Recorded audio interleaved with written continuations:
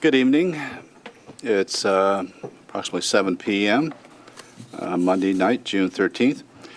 This is Athens City Council. Normally we would have just a committee night tonight where our various committees would meet and discuss issues, but we're also going to have a special session following the committees. And when we get to that, I'll explain how that will work. Our first committee that will meet will be the City and Safety Services Committee. And the way this will operate is that the members of the committee will stay seated here at the dais, along with myself as President Pro Tem. The other members will sit at the table to my left. So if we could have members McCary, Crowell, Grace, and Swank remain, and you others can go sit someplace else. It's going to go outside. Not a bad idea. It's hot out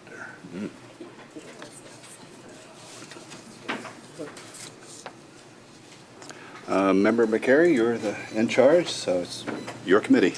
Thanks very much. Happy to start today's City and Safety Services Committee meeting, where we'll have two agenda items, the first being the 2022 Community Housing Impact and Preservation Program, CHIP, application, partnership agreement with Athens County Commissioners.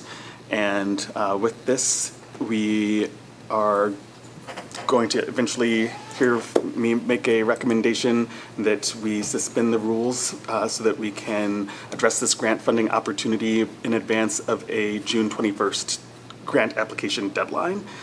This is for Athens County organizing another community housing impact preservation CHIP program through the ODOD this spring.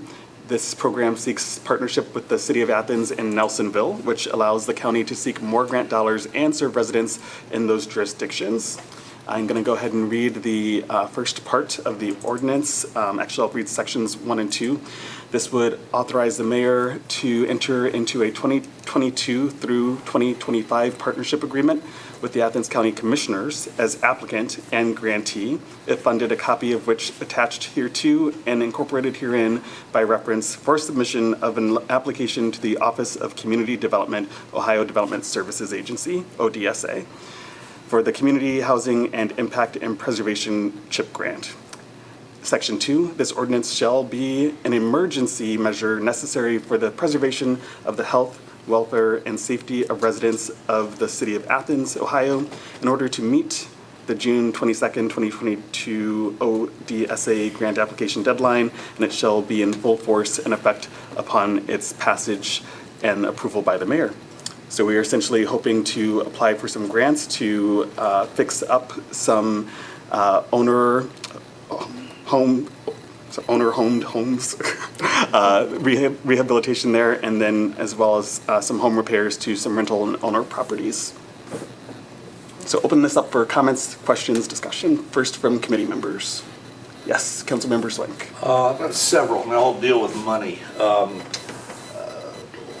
What is the range of grant dollars that we could possibly get on the low end and on the high end? I'll prefer to acting. Mr. Glenn Crippen. Oh, okay, great. That's might be helpful to go ahead and have him provide a brief introduction and overview before we get into the specific questions. Thanks for being here. Absolutely, thank you. Hello, everyone. Good evening. My name is Glenn Crippen. I'm the Director of Housing and Community Development at Hocking Athens Perry Community Action, and our agency has partnered with eligible communities such as the city and the county and the city of Nelsonville for many, many years to administer federally funded affordable housing programs and community development programs.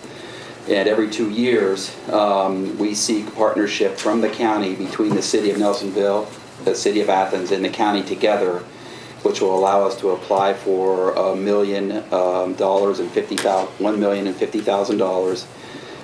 If the city were not to be included in the partnership, it would be less $350,000 that we could apply for, and we'd be unable to serve city residents if they're not in the partnership. So historically, many, many years ago, eligible jurisdictions could apply on their own as their own applicant and be the grantee, but the state heavily encouraged regional partnerships.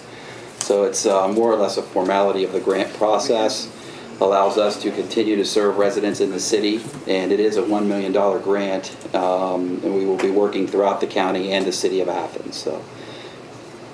Thank you. If you wouldn't mind remaining there, we may have some questions. Sure, absolutely. First of which sounds like a question about range, maximum amount. Would that be the $1 million that you referenced? Yeah, $1,050,000. So the county, so the more eligible jurisdictions we can have apply, and the only 3 that are eligible in the county are the county and the 2 cities that I've identified in the partnership.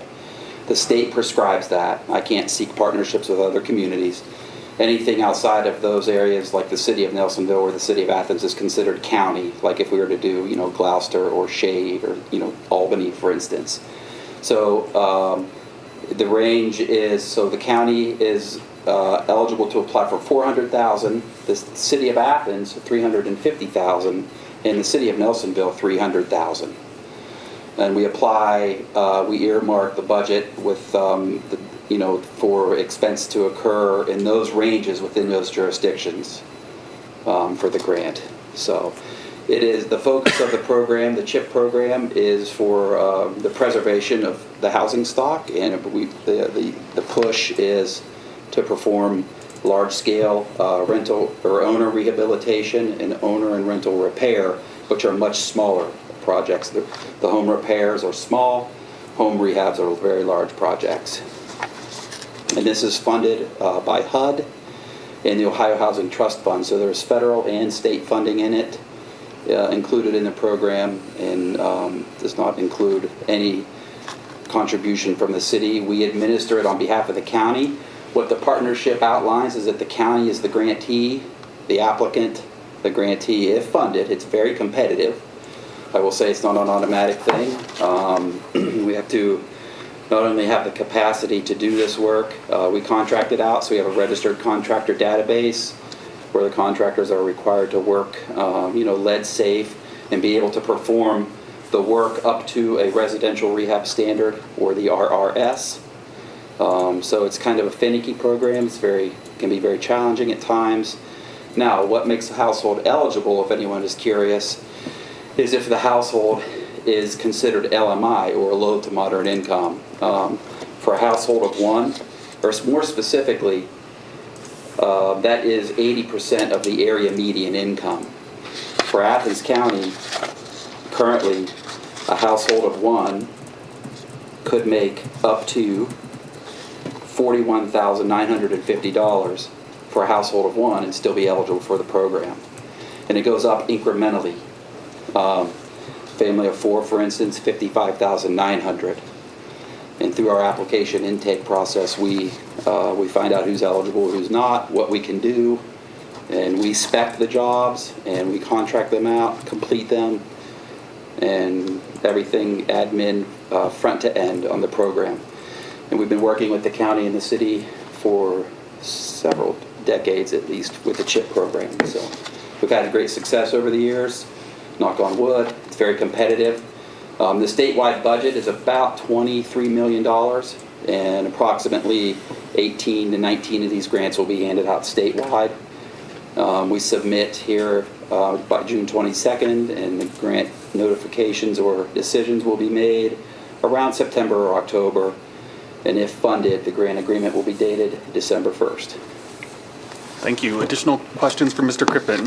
Councilmember Swink. Just 2. Sure. You say this is an every 2-year thing. In the past, the last 2 or 3 or 4 cycles, has our consortium been successful in getting this money, and Yes. how much?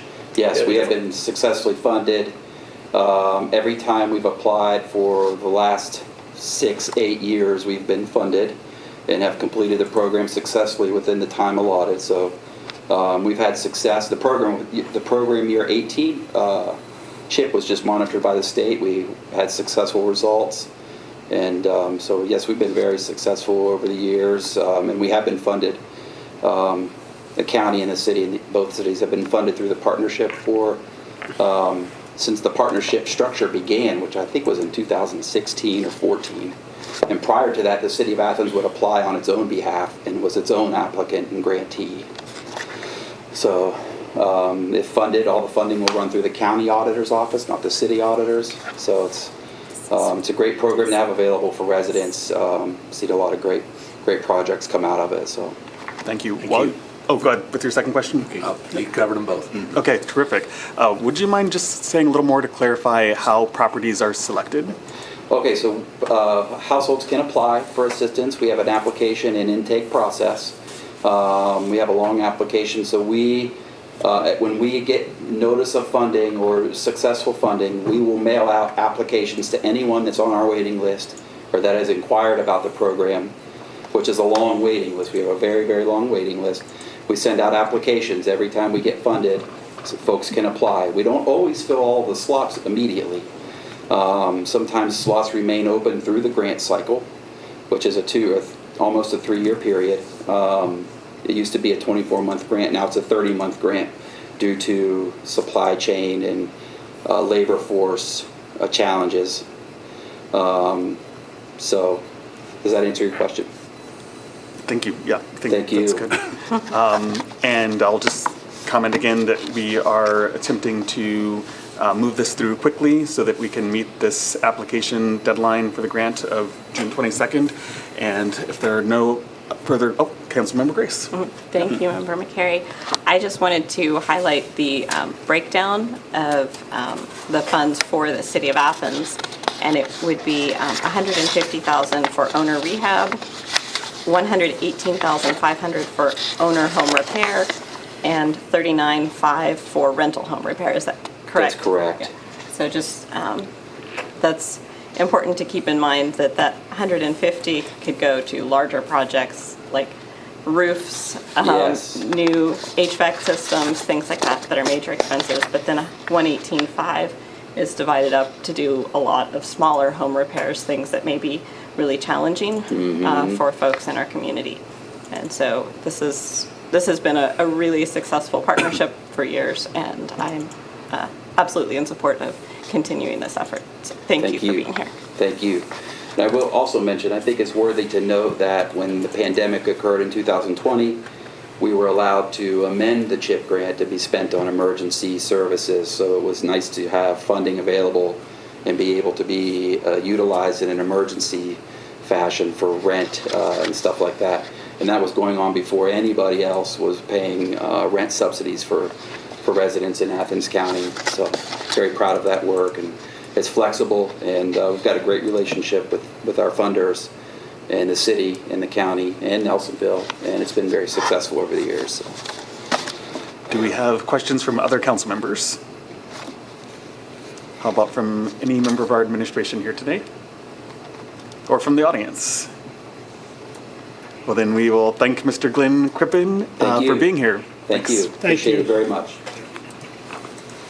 And with that, we will move on to the second item of our City and Safety Services Committee meeting this evening, APD Mutual Assistance Agreement with what we are now correcting to be the South Central Ohio Major Crimes Unit as opposed to the Southeast Ohio Major Crimes Unit. We have, do I need to go back and call for a suspension for the first meeting? Oh, no. No, I don't. We'll go because into we're just special session. Thank you. Yeah. Sorry. Continuing on with the second agenda, before I second guess myself again, we are going to go ahead and explain that this would authorize the Service Safety Director to enter into a mutual assistance agreement with the South Central Ohio Major Crimes Unit. This is a typical practice for us to share resources when investigating major activities that might cross jurisdiction lines, including drug activity. The change recently has been that our Athens Sheriff's Office is no longer participating in this mutual agreement, but this still would allow us to leverage, without any cost to the city, the people power and resources of the Major Crimes Unit when we feel we need to do so. So these memorandums of understanding are not uncommon in our work. They just help us, and I'll ask if there are any questions from committee members. Councilmember Swank. This would be a county issue, but why did the sheriff's office pull out? I actually don't have any information on why the sheriff's sheriff's office is no longer participating. So that's absolutely something we can inquire about and come back with. Good question. Other questions? That's interesting. Okay, questions from other council members? Administration? And the audience? All right, well then we will make a note to look for additional clarification on the reasons why the Athens Sheriff's Office is no longer taking part in this agreement. But I believe that concludes our 2 items for our City and Safety Services Committee this evening. Oh, Member McCary, yes. I do see in Chief Pyle's original email that the Athens County Sheriff's Office decided to withdraw from the Major Crimes Unit and go on their own for drug investigations. Thank you for that. I don't have a reason why they did, Don't know but we why. do know that they are planning on operating independently with these operations, so thank you for that. Okay, I think we'll close there. Thank you, Member McCary. Our next item is the Transportation Committee, and that is composed of members Reisner, Grace, Swank, and Ziff.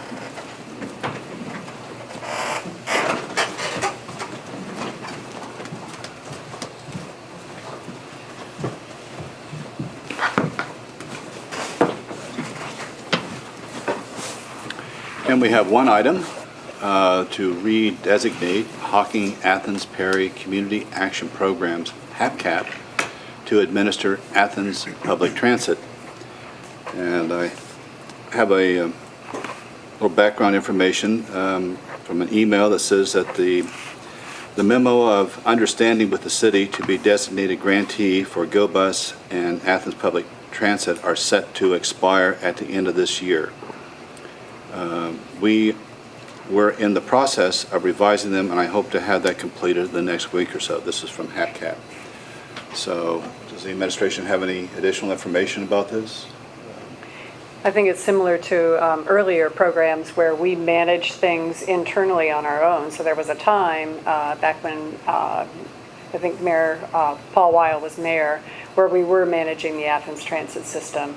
HAPCAP managed the Hocking County transit system and was doing a good job at that, and approached the city of Athens, and we've been involved with their management of our transit system for quite a while, and it's been a good working relationship. HAPCAP has a good solid reputation with this program as well as the others. Questions from committee? Member Swank? One thing I've noticed recently is that the frequency of the bus lines has been reduced and in some cases eliminated. Is that due to budgetary concerns? Is that mechanical concerns? Is it due to not having drivers? What are the reasons behind that? I don't know. The last notice that I saw was actually that some of the stops had been restored and some of the times extended. So we can inquire what's going on. I can speak to that a little Great. bit. Primarily line 4 has been the one that's gone down, and it's primarily as a result of staffing shortages with getting drivers. From my understanding from HAPCAP, one of the things that they're doing to address the driver shortage, all the HAPCAP, the Athens Transit buses require CDL currently. They're looking at purchasing smaller vehicles that would allow non-CDL drivers so they can widen their pool of eligible people that can drive for them. And the second question, are they anticipating fees to remain fairly consistent, or have you had any discussions on that, what it's going to cost to ride the bus going forward? I haven't heard anything to an increase in fees. Not to say that wouldn't be the case, but there hasn't been a discussion to my knowledge. Yeah, it's a great deal now. It's $1, and if you're my age or older, it's 50 cents if you get one of those blue cards, and the more people we can get on the bus, the better. Okay. Other questions from members of the committee? Other council members? Questions? Comments? Member Crowe. Thank you, Roger. I'll just say that I think that our relationship with HAPCAP administrating this program has been fantastic. Through some of my other positions, I have been involved in a lot of city-county transportation meetings with directors at HAPCAP, and just as in a meeting today on active transportation in the county, and I think they do a great job, and I'm in full support of continuing this relationship. Thank you. Members of the public. Auditor, do you have anything? All right, well, that will conclude our Transportation Committee session. Our next committee is Finance and Personnel, and that is composed of Chairman Crowe, Reisner, Solvay, Spionis, and Benzip. Take it away, Mr. Chairman. Thank you, President Pro Tem Reisner. I just like saying that. Not that I don't appreciate our normal president, but something about President Pro Tem Reisner that rolls off the tongue. Yeah, I agree. I like it. We have a couple of items on our Finance and Personnel Committee tonight. The first being a 2022 technology grant. This is a grant that the Athens Municipal Court applied for from the Supreme Court of Ohio. And we received the good news that they once again received this grant award at the end of May. We discovered this was the first opportunity to bring this to council, that the check has arrived and we can put this money where it belongs. The municipal court does have a technology project which they applied for these funds in the amount of $38,275. And the clerk of courts is here tonight. If Ms. Dye would like to join us and tell us anything additional about this and where this money will be appropriated, or the funds. Thank you. Actually, this is going to be 3 different projects rolled into one, and they are all fairly major projects that we hope will improve communication amongst court users. One is for our probation department, probation system, case management system, that will also include texting abilities for those people on probation to help reduce failure to appear rates, reduce the number of warrants going out. The other major aspect of that is for GPS ankle monitoring for indigent defendants during their pretrial phase. That we have also contracted to have available victim notification, text notification, if they get within a certain area, if the offender gets within a certain radius, for them to be texted that they may be in the vicinity and to be extra cautious. The third aspect is to include texting within our case management system for all the other reasons that may not be covered in texting with the other 2 aspects of this project. Again, the funds that we were awarded were $38,275, of which what I would ask would be $15,000 of that to be allocated to 101, 106, 5323, $17,550 to go towards 230, 106, 5323, and 5725 to go to 231.106.532 as well. And if we could if I could ask for an emergency allocation of that before you do your summer recess, that will help get those projects moving along even faster. Okay, thank you for being here, Ms. Dye, and congratulations on receiving this award. Are there any questions from the committee regarding this technology grant for the courts? Other members of council? Yes, Member Grace. Well done. I know it's a lot of work to put through a successful grant application, and I especially appreciate the ankle monitoring with text alert technology plan. I think that could be really beneficial and protective for individuals in our community. So, we've had to utilize their services already, and I know if they get within that radius, it pings our probation department about every half minute as to where they are. So it was very effective. I think having that ability to be able to closely monitor people and also allow them to not remain in jail while their pretrial is going on. They have not been found guilty. This will help them to retain employment and while the case goes through the disposition phases. So. Well, great, thank you very much. Administration, any questions for Ms. Dye? Members of the audience? Okay, thank you so much for being here. Thank you. And that completes the first item on our agenda tonight. The second item on our agenda tonight is an appropriation for our friends on the other side of this wall.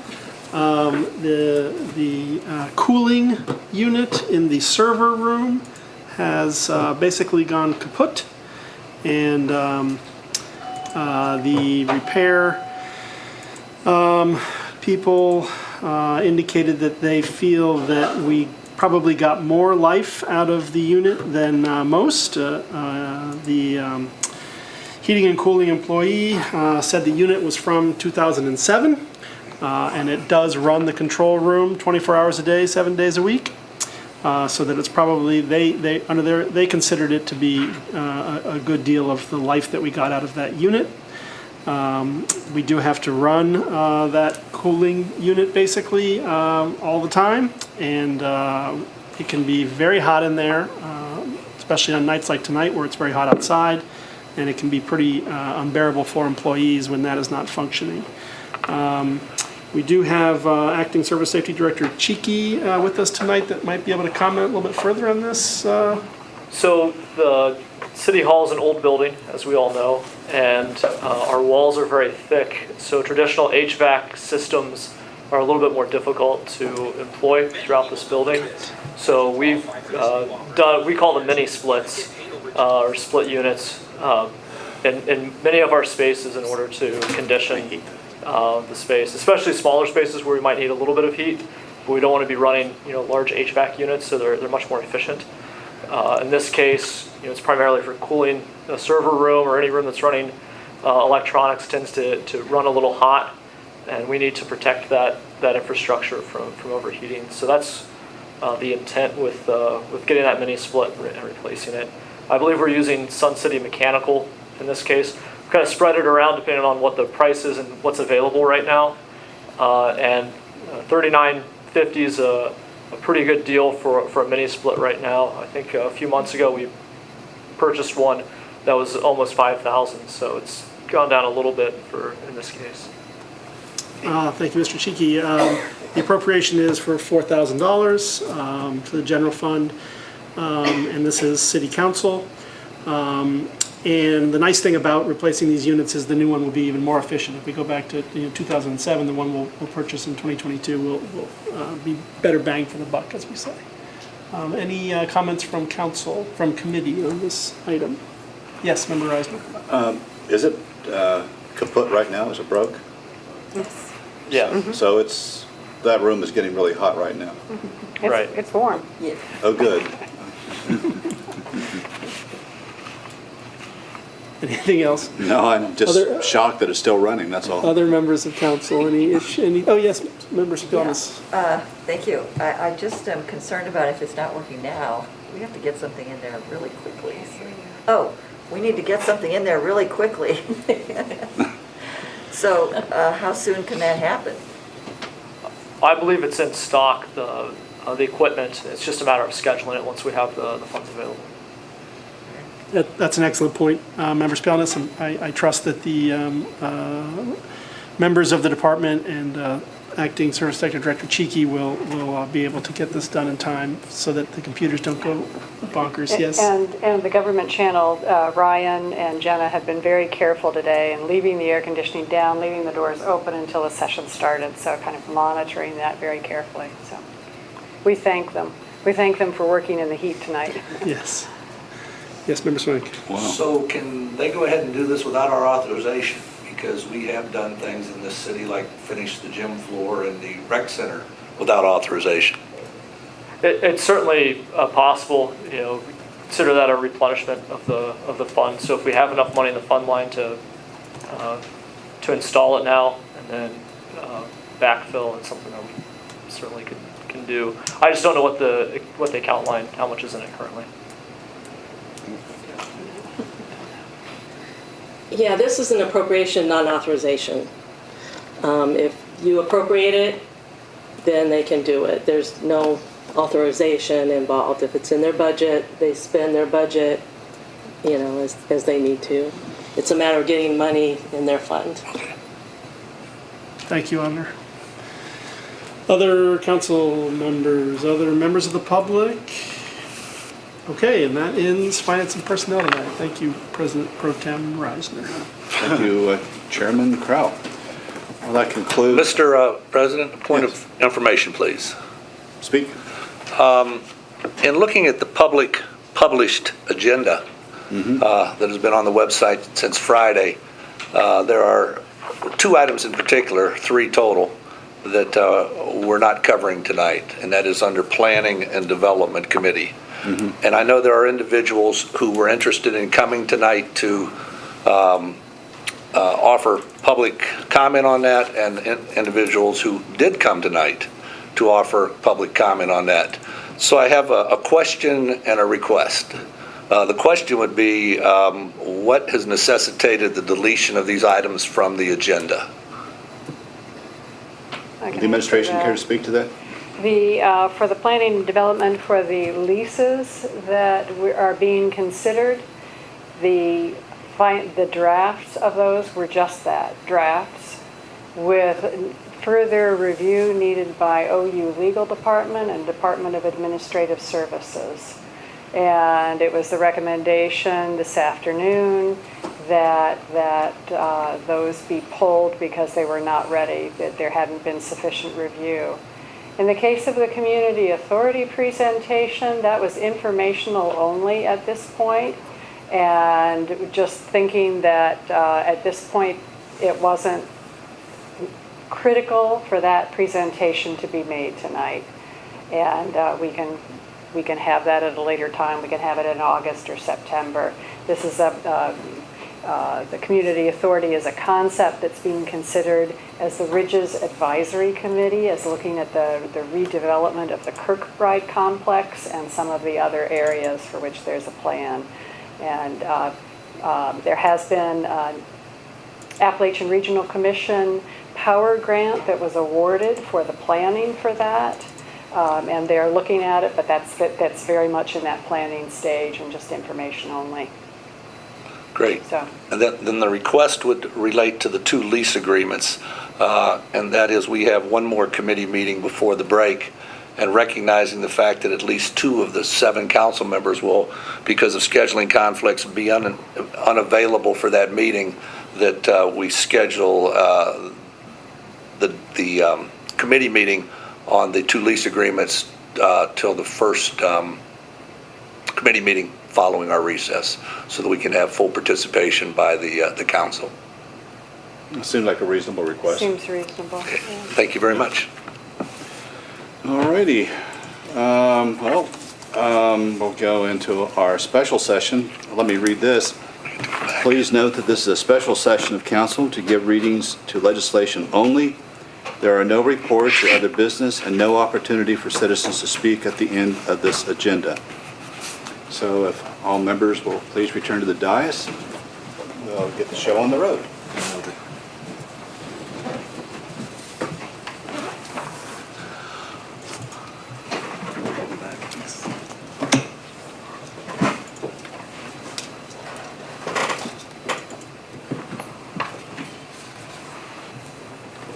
Our first thing is to establish a quorum, and I see that all members are here. So we have a quorum. Ordinances for 3rd reading. Ordinance 8022. An ordinance authorizing the mayor to submit an application and enter into agreement with the Ohio Department of Transportation for small city program funds for the 2022 solicitation cycle and declaring an emergency, introduced by Councilmember Reisner. So I would like to make a motion that we adopt 8022. Second. Thank you, Member Grace. We have discussed this in committee. It's been read twice before. This is something that the city has done in the past with ODOT. If the administration would care to comment or add any additional information, it's welcome. I think we're looking forward to development on Columbus Road, and this can foster future economic development on that stretch where it's much needed. Comments from committee? All right. We've had a motion and a second. All those in favor of adopting 8022, please say aye. Aye. Aye. All those opposed, say nay. Ordinance has been adopted. Ordinance 8322, an ordinance providing for the issuance of not to exceed $9 million of bonds by the City of Athens, Ohio, for the purpose of financing the cost of constructing a new fire station, making site improvements, and acquiring furniture, equipment, and furnishing, and a site, therefore, and matters related thereto, and declaring an emergency, introduced by Councilmember Crowell. Thank you, President Pro Tem Reisner. I'd like to make a motion to approve 8322. Second. Thank you, Member Ziff. I will not read all 10 pages of this ordinance, getting into the details of this bond issue, but I will go ahead and read Section 1. Now therefore, be it ordained by the Council of the City of Athens, Ohio, Section 1, that it is necessary to issue bonds of the municipality, the bonds, under authority of and pursuant to the general laws of the state of Ohio, particularly Chapter 133 of the Ohio Revised Code, the Act, in a principal amount not to exceed $9 million for the purpose of paying costs of the project, including, quote, financing costs, end quote, as defined in Section 133.01 of the Act related to the issuance of the bonds. It is hereby determined that notes shall not be issued in anticipation of the bonds. Thank you, Mr. Reisner. Thank you. Any comments from members of the committee? Member Spine. I have two. One, Kathy, one for the auditor. Are we in a better position today or a worse position today than we were 6 weeks ago in terms of bonds? I have not followed them closely in terms of the cost. With the markets the way they are. Right. I don't think that if there is a difference, which I don't really know that it's that big a difference, we can only move this process along as fast as we can. So we're where we are and we're almost there. And so when the bonds are issued, the interest and all the other costs that go along with it are bid on. And so we won't really know until that happens. And Thursday, we are going to meet with Moody's representatives to get our bond rating, or we hope to at least keep our bond rating, which is very good, and move on from there. We just need to keep moving with this bond issue now. The sooner we lock this down, the better our interest rate is going to be. Okay, great. Thank you. Other members? Members of the administration? I do have the dates that it's projected for the bond to go to the investors somewhere the week of June 24th through 28th, just timing-wise. And then the bond pricing and the locking of the interest rate by June 28th. Okay. Any other comments? Audience? No? Very well. We've had a motion and a second for 8322. All those in favor of adopting 8322, please signify by saying aye. Aye. Those opposed signify by saying nay. The ayes have it. It's carried. 8322 has been adopted. Ordinance 8422, an ordinance authorizing final design and engineering and construction services for a new fire headquarters project number 346, introduced by Councilmember McCary. Thank you. I would like to move that we adopt 8422. Second.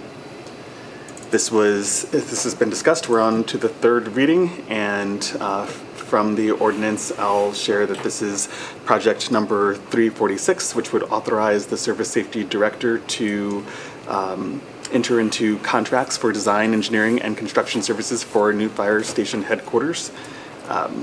We have the Service Safety Director authorized to expend up to $670,000 from General Fund Fire 101.208 Transaction Class 500 for all costs to date associated with the project.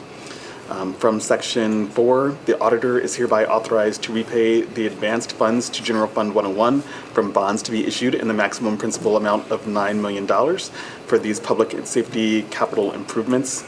This ordinance shall be in full force and effect at the earliest moment permitted by law upon its passage and approval by the mayor. Sorry, I don't know his rank. Okay, I but think it mayor. was major.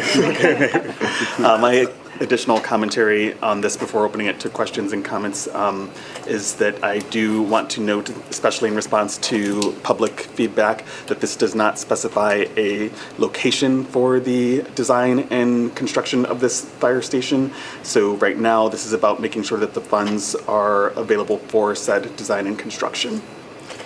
With that, I'll open up to questions and comments. Yes, Councilmember Swank. Basically, pick up on what you just said. There is no doubt that we need a new fire station. You can walk by the building and see that its days are numbered. If you watch the video, it's very clear that the days are numbered. Where I'm conflicted is when you design a house, you take into account where the house is going to be situated. And when you design a fire station, you take into account where the fire station is going to be situated. At this point in time, we don't have a site. We do not have a site. And as people are communicating with members of council, as people are beginning to hear about what it may take to secure the preferred site, the general public is expressing some real concern. I think we've all received emails. We've all seen some of the posts on social media. Nobody writes a letter to the editor anymore. No. But if they did, we would see it there. So how do you vote for something when you don't have a place to put it? And I ask that as an honest question. I think that's a very appropriate question. And I'm not saying that I'm going to vote for this or vote against it, but I would like a good answer from somebody to that question. How do you vote to design and build something when you don't have a place to put it? It's an important question for council to consider tonight. Councilmember Spielness? Yes, thank you for bringing that up. That's exactly what I was going to say as well. So I'm just concerned that normally, and having built a house myself, you pick the land, then you get your architect, and then you design based on topographical features, etc. And without that, it seems as though it makes more sense to agree with OU about whatever land swap or lease situation we're going to do, and then make an agreement. So if you can explain to me how that would work, I would really appreciate it. So, yeah. Thank you. I'll add to that amongst the communications we've received have been comments from the public requesting greater time to engage with the information about sort of site decisions. So I do welcome any additional comments from council members who may want to suggest information or steps that be taken before we move forward with this ordinance. Any additional thoughts or comments? Councilmember Crowell? Thank you, Member McCary. I'll just say that I believe we all understand that the city administration is trying to make the Stimson Avenue site work. This is not a surprise to anybody, right? It's a surprise to a lot of people. But nobody on this council, anybody who's listened Up to... to 4 weeks ago, it was a surprise to some people on this council because we didn't know what we would have to possibly give up to Okay, get to Stimson Avenue site. That's a separate issue. No, that is the May I issue. finish? No, May I it's finish, not the please? issue. Yep, we'll go ahead and we'll. Chair McCary, may I finish? Can we please hold to a little bit of decorum here? Yeah, I Let's know. finish one thought, then move to the next. Let's treat each other with respect. Finish your thoughts, and then we'll address the next person. Councilmember Crowell, if you'd like to continue. Thank you. I agree that what the city administration and the university are working toward in terms of being able to make it work to use the Stimson Avenue site is still unresolved in my mind. And I don't know what that swapping of land is going to ultimately consist of.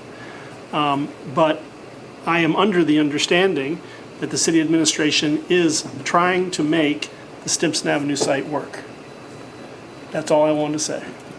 Thank you, Councilmember Crowell. Councilmember Grace, did you still have a comment? Okay, we'll go back to, sorry. President. President Isley. Just to offer a little bit of information, and Mr. Chicky may also then have some additional information. I do know that the fire chief, when he was considering designs, toured probably 3 different fire departments in different cities to look at common elements and kind of a universal design features for the fire station. It's not to say that the design we have right now hasn't been fairly specific to Stimson Avenue, but it doesn't mean that it couldn't be reconfigured, and I don't think that that's going to be a major task to reconfigure if it did end up being at a different site.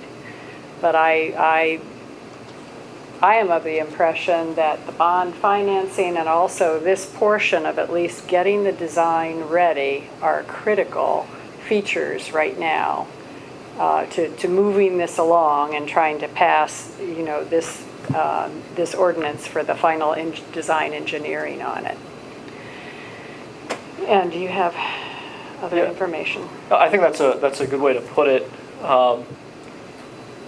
From a design and build standpoint for fire stations, there are a number of things that are standard and where you put things. So, for example, our current fire station headquarters, our decontamination space, is adjacent to their living quarters. We know that that's not a good idea. So there are a number of things when it comes to just the general design that we need to incorporate.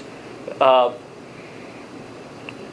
final design and engineering and construction services is just that. It's a service. So we tell them what we want included, what we want it to look like generally, and then site-specific, challenges and issues. So whether it is ultimately on the Stimson site or in some other location as a result of lease negotiation agreements or whatnot, those same design services we still have to render. Us entering into that is so that we are on the starting line in order to get across the finish with both the bond, with getting construction underway in a timely manner when we're ready to proceed. That's really what we're trying to do with this ordinance. Thank you. Additional comments from administration? Auditor? What we're doing here tonight is getting our money in place. If I wanted to build a house, the first thing I do is start saving my money. Then I would go to the bank and see how much I could borrow. Then I would find a lot that I could afford. Then I would hire the engineer.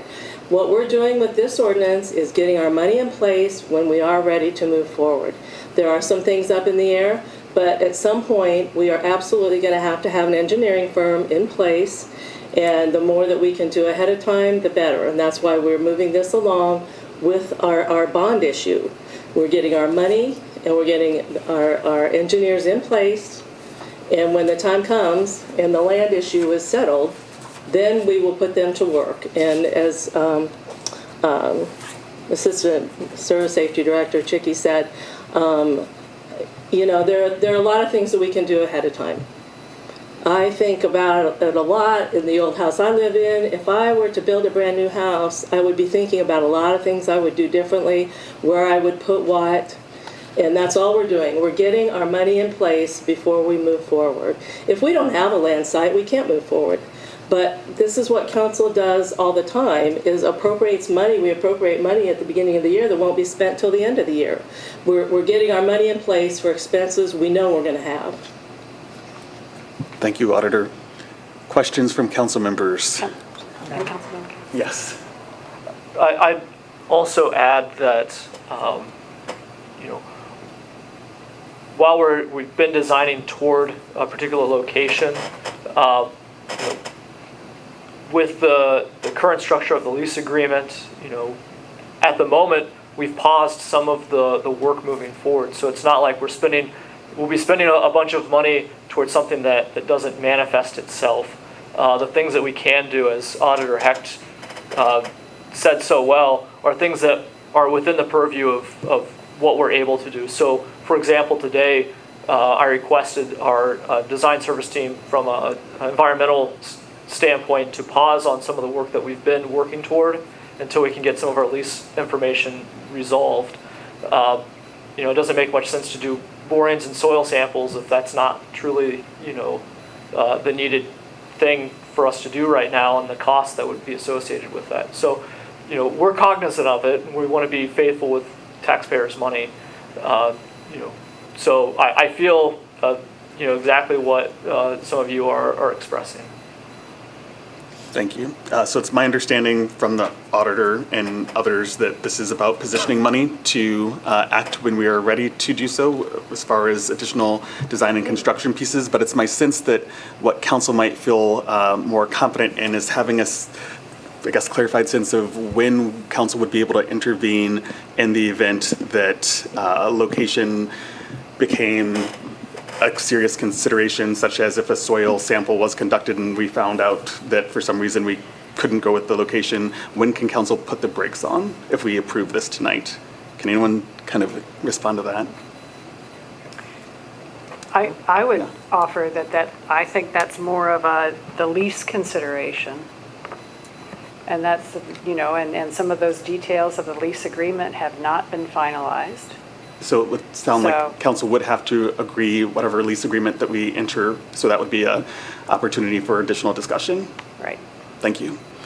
Councilmember Swank. First, Sam, my apologies for cutting you off. It's out of order there, and I hope you accept that apology. I firmly believe that the site we have picked is the best site. A little bit of history here. At one point in time, the city, the university, the sheriff, EMS, and 911 were looking at a joint service safety facility. And a comprehensive study was done, and 5 or 6 sites were identified, one of which was on Stimson Avenue. There were 2 on the ridges. There was one on Union Street, and I can't for the life of me remember where the other 2 were. I think maybe one on Kinney Lane. Yeah. Over the course of time, some of those entities then began to pull out. 911 went to the Plains, I believe. EMS out on Kinney Drive. University, there's changes daily. So we were the only one left standing for the fire department. If you look at where the current fire department is on Richland Avenue and take the rest of the city, the site on Stimson Avenue is almost dead center in terms of response times of 2 to 8 minutes. Almost dead center. I firmly believe that is the best site. That's not what I am, and I hate to use the term argue, but contesting here. What I'm contesting is, and Mr. Stone told us last week, if the university doesn't get the Richland Avenue land, we don't get that site. He told us that. It's on the tape. He was very concise, and I appreciate that. The so-called draft that was on our drive up until the time I went to bed last night showed that happening. And I didn't like the terms of it at all. Particularly the part where the shelter house was never mentioned. The bathroom was never mentioned at the South Richland Avenue Park. The shelter house, the putt-putt, the only putt-putt in Athens County, Athens City, maybe in Athens County, and a very good serviceable baseball field were not exempt. And I would have a very, very difficult time based on my personal feelings and what I've heard from constituents, not only in the 4th Ward, but across the city, about giving that land up. So again, we don't have a saint. I purposely waited till the auditor gave a very, very good presentation on 8322, and the key words were the sooner the better. And I agree with that 100%. We need to save money for the citizens of Athens. But that's a separate issue to me than 8422. That's engaging design people. Now, I am glad to hear you've told people to put it on hold. I'd tell everybody to put everything on hold until we can get this site worked out. It really concerns me, and the people who have called me, texted me, emailed me. I got 2 calls on a Sunday afternoon. People who had just found out about this. What do you mean you're giving away the park? Well, I explained to them we weren't, because council would have to authorize that. But in 2 years, there could be 7 different people sitting up here that do give it away. And I've heard Ohio University has no plans for developing the ridges. Well, you know what? The current president's halfway through his term. We could have a new president in a year, and he or she might say, we now want to use that land. Now, we used to have a magnet on our refrigerator that said people spend 95% of their time worrying about things that'll never happen. Well, that 5% is a little bit scary in this case, because that is the best park in the city and the only accessible park in the city. So those are my concerns in voting for 8422. But I am somewhat consoled by Mr. Chickie's comments about putting things on hold, so I'll have to consider that. Thank you. I think it's also important to remind the public once again that this is about positioning funds as opposed to making decisions about the location or any leases acquired. So with that, I will suggest we go ahead and take a vote. Do we have a second? Oh, did we? I think so. We did. Yes.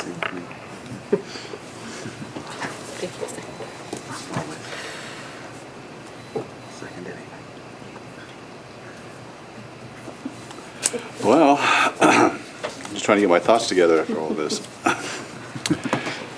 So if there's no further comments, there is a motion on the floor. It's been seconded.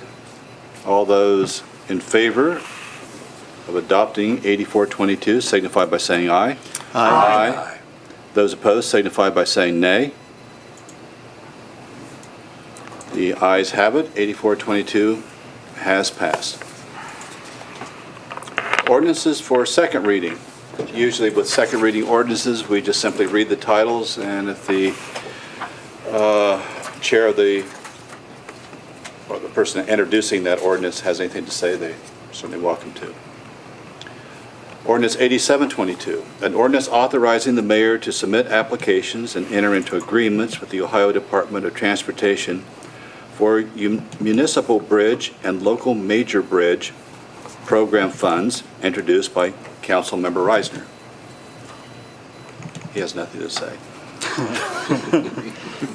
8222, an ordinance authorizing the mayor to submit an application to participate in the state capital improvement and/or local transportation improvement programs for Issue 1 funds and to execute contracts as required, introduced by Councilmember Reisner. Ordinance 8922, an ordinance authorizing West Washington Sidewalk and Safety Improvements Project number 335, introduced by Councilmember Reisner. Ordinance 9022, An ordinance authorizing construction and construction engineering for the for the water treatment plant salt storage roof slab and beam replacement project number 354. Introduced by Councilmember McCary. Ordinance 91-22. An ordinance authorizing a debt collection agreement between Capital Recovery Systems, Inc. and Athens County Municipal Court, introduced by Councilmember Crowell.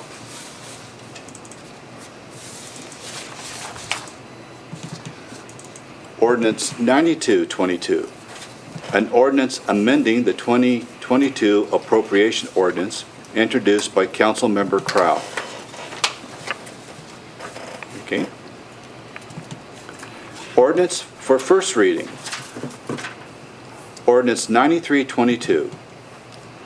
An ordinance authorizing the mayor to enter into a 2022-2025 partnership agreement with the Athens County Commissioners as applicant and guarantee, if funded, for submission of an application to the Office of Community Development, Ohio Development Service Agency, ODSA, for the Community Housing Impact and Preservation Program, CHIP, and declaring an emergency, introduced by Councilmember McCary.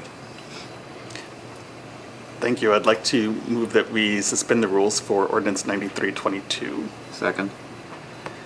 We just spoke about this prior to entering our special session this evening, and we are wanting to make sure that we have an opportunity to meet a grant application deadline.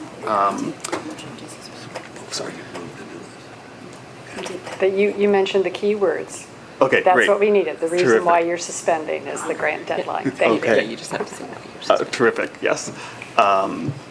So I'll go ahead and ask if there are any questions or comments as we just discussed this. And again, we are declaring an emergency in order to meet the grant application deadline of June 22nd. Any comments from council? All right, then. Apparently not. We have a motion to suspend the rules on the floor. All those in favor of suspending the rules signify by saying aye. Aye. Aye. All those opposed signify by saying nay. Ayes have it. The rules are suspended. Member McCary. Thank you. I'd like to move that we adopt 93-22. Second. Don't have anything further to say other than recommending we take the vote. Well, I think you said it all very well before. Thanks. Actually, several times. So we have a motion and a second to adopt 92-22. 93-22. Oh, I'm sorry, 93-22. Forgive me. All those in favor signify by saying aye. Aye. All those opposed signify by saying nay. Ayes have it. 93-22 is adopted. I would like to have a motion to adjourn. So moved. Seconded. All those in favor of adjournment signify by saying aye. Aye. All those opposed say nay. Nay. Just did that be contrary? The ayes have it. We are adjourned.